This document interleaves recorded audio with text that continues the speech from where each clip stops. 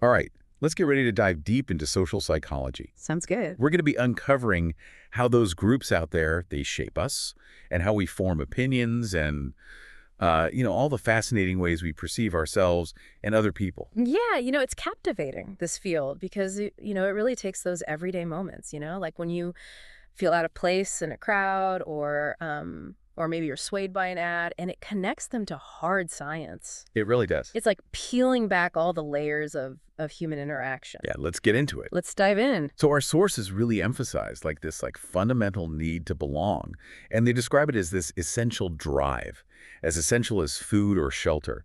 Why is belonging so crucial to us? It's really deeply rooted in our evolution. Just imagine our ancestors out on the savannah, being part of a group that meant safety, sharing resources, a better chance of survival. Right? Even today, like feeling isolated or rejected, it can trigger a flood of negative emotions, stress, sadness, even physical pain. It's like our brains are still wired for that tribal life, hundreds of thousands of years ago. So it's not just about fitting in, it's this primal need Yeah, to connect. exactly. But here's where things get even more interesting. Uh-huh. Our sources highlight how culture shapes not only our actions, but also our emotions, which is fascinating to me. Absolutely. How so? Well, take emotional expression, for example. Our physiological responses to emotions are pretty universal. But how we show those emotions, the facial expressions, the intensity, that's heavily influenced by cultural norms. Okay. What's considered appropriate, that varies drastically across cultures. Yeah, that makes total sense. In some cultures, openly expressing anger is totally normal, while in others, it's a huge social no-no. It's like we have these cultural scripts almost, Yeah, guiding our emotional responses. That's mind-boggling. it gets even deeper. Consider the idea of self-construal, how we see ourselves in relation to others. Individualistic cultures, they emphasize the independent self, Yeah. unique and driven by personal traits. Collectivist cultures focus on the interdependent self, defined by social roles and connections. This shapes how emotions are experienced and expressed. Wow, so our sense of self is molded by the culture we live in. In so many ways. That raises this big question. If something as fundamental as our self-perception is culturally influenced, what about our perception of beauty? Are there universal standards of attractiveness, or is it all relative? Well, here's where social cognition researchers come in. Right. Humans, they're wired for mental shortcuts, heuristics, Uh-huh. to navigate our complex world. When judging attractiveness, we rely on cues like symmetry, averageness, and youthfulness. Wait, we're drawn to average faces. That seems kind of counterintuitive. Think about it, an average face is more familiar, more prototypical. It signals genetic diversity and health. Okay. This preference for averageness appears across cultures, which suggests a biological basis. However, I knew there was a however coming. cultural influences also play a role. Of course. Beauty standards, they differ across cultures. Mm. Consider body size, skin tone, or even makeup use. Those standards are constantly evolving, Yeah. shaped by social norms and media. So it's this dance between biology and culture Yeah. that shapes our judgments. But how accurate are those judgments? Well, that's a good question. Do attractive people actually have it easier in life? Well, that's where the attractiveness halo comes in. Okay. Studies show attractive individuals are often perceived as more intelligent, competent, and trustworthy. This halo effect translates into real-world advantages. What kind of advantage? Oh, more job offers, lighter sentences in court, even preferential treatment from teachers. Wow. So looks can be deceiving, Yeah. or at least lead to biased judgments. Yeah. What about the flip side? Yeah. What happens when someone is perceived as unattractive? Unfortunately, they often face a negative halo effect, judged as less intelligent, trustworthy, and even less healthy. Yeah, this can lead to discrimination and unfair treatment. It highlights the downside of these automatic social judgments that we all make. It's given me a lot to think about. So we're flooded with social information, right? Making snap judgments based on these heuristics and cultural scripts. But where do our attitudes fit into all of this? How are they formed, and can they change? Attitude formation is fascinating. It's a blend of personal experiences, social influences, and even genetics. We learn attitudes from our families, peers, the media. It's constant absorption and adaptation. So changing those attitudes, is it even possible to shift deeply ingrained beliefs? It is possible, but it requires a certain finesse. Okay. The elaboration likelihood model suggests two paths to persuasion. The central route appealing to logic and reason, and the peripheral route focusing on emotions or superficial cues. So if I want to convince somebody of something, I have to choose my strategy carefully. Exactly. Do I hit them with hard facts or tug at their heartstring? You got it. The effectiveness of each route, it depends on the listener's motivation and ability to process the message. Yeah. If they're deeply invested, strong arguments are more persuasive. But if they're distracted or uninterested, an emotional approach might be more effective. So persuading someone is like this delicate dance almost. Yeah. But what about changing our behavior in groups? We've all felt that pressure to conform, going along with the crowd, even when we disagree. Conformity. A cornerstone of social influence. Why do we do that? Well, Solomon Asch, his classic study illustrates this perfectly.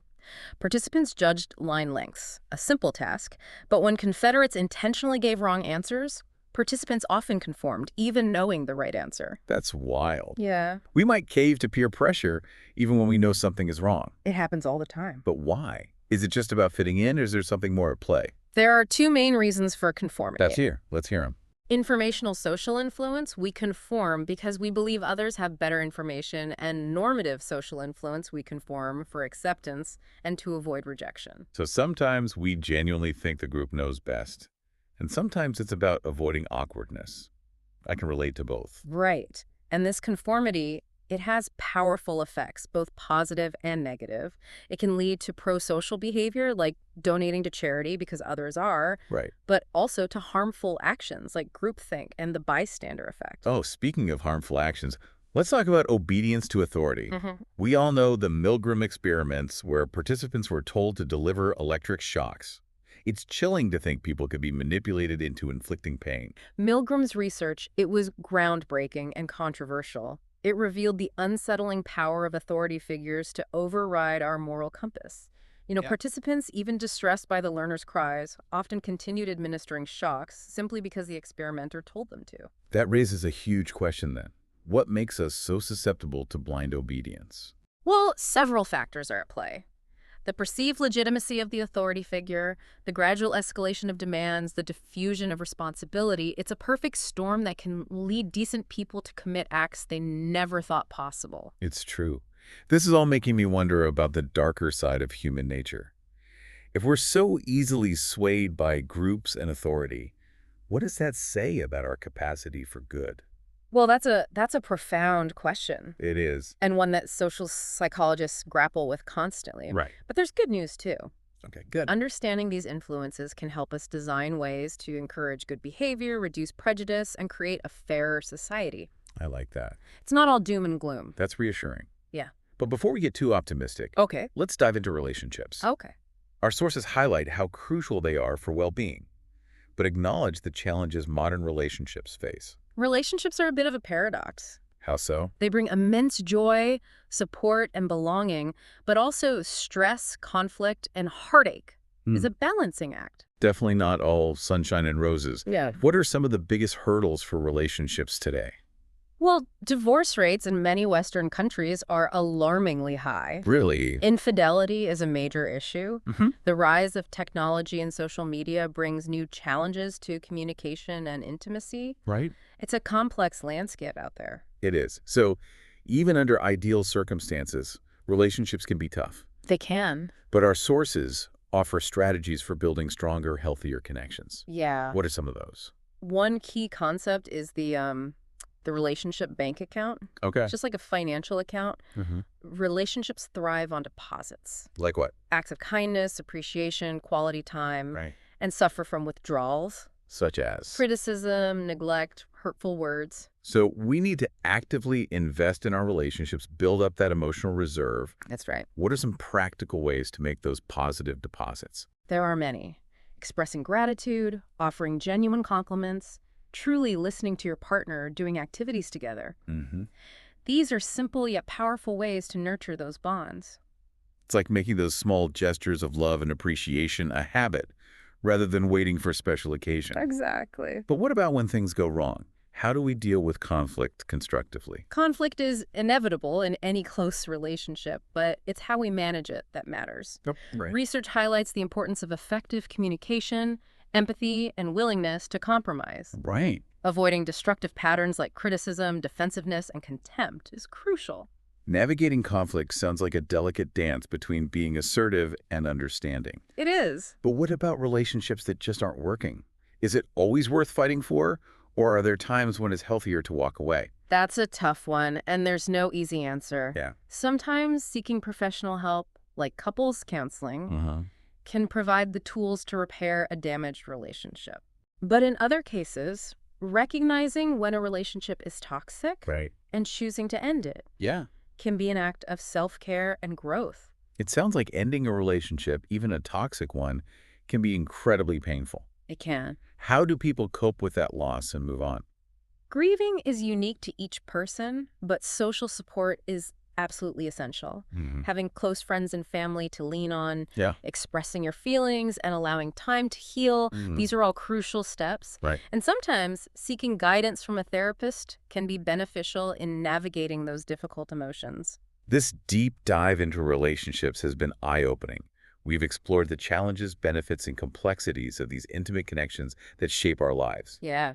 It's clear they're a powerful force. Absolutely. And remember, relationships are dynamic, constantly evolving. Understanding the dynamics of attraction, communication, and conflict can empower us to build stronger, more fulfilling relationships, both romantic and platonic. Absolutely. Yeah. But we can't ignore the darker side of human interaction. Right. Yeah. Let's turn our attention to aggression and violence. Okay.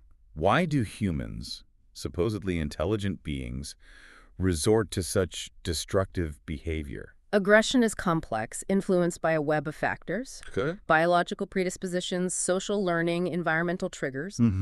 Researchers have identified several key internal and external influences that contribute to it. Let's break those down.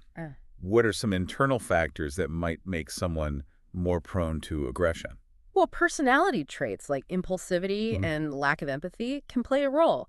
Hormonal influences, particularly testosterone, Right. have been linked to aggression, Okay. especially in men. Right. Early childhood experiences like exposure to violence at home or in the community can also increase the likelihood of aggressive behavior later in life. So it's a mix of nature and nurture. Cheers. What about those external triggers? What kinds of situations might push someone over the edge? Frustration is a major one. Like what? Think about road rage Oh, or getting cut off in line. right. Alcohol and drugs can impair judgment and lower inhibitions, Okay. increasing the risk of aggression.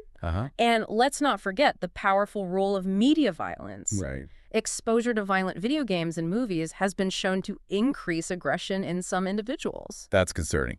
So we're surrounded by potential triggers, We are. and some people are more vulnerable than others. Yes. But what can we do to reduce aggression and promote peace? That's the million-dollar question. It is. Researchers are exploring various approaches, Okay. from teaching conflict resolution skills Okay. to promoting empathy and understanding, Right. addressing societal problems like poverty and inequality, challenging norms that glorify violence, and providing support for families and communities are all crucial pieces of the puzzle.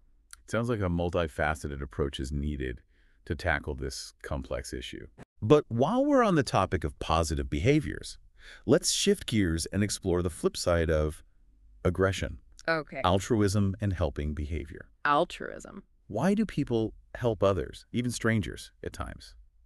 It's a question that has fascinated philosophers and scientists for centuries. It really has. There are different theories about the motivations behind altruism. Okay. Some argue it's rooted in self-interest. Okay. We help others to boost our reputation or feel good about ourselves. So even seemingly selfless acts might have a selfish component. Yeah. It's not always purely about helping others. It's not always black and white. Right. While there's evidence for egoistic motivations, Okay. other researchers emphasize the role of empathy and compassion. Okay. They suggest we're wired to connect with others' suffering, and this empathy can drive us to act even when there's no personal gain.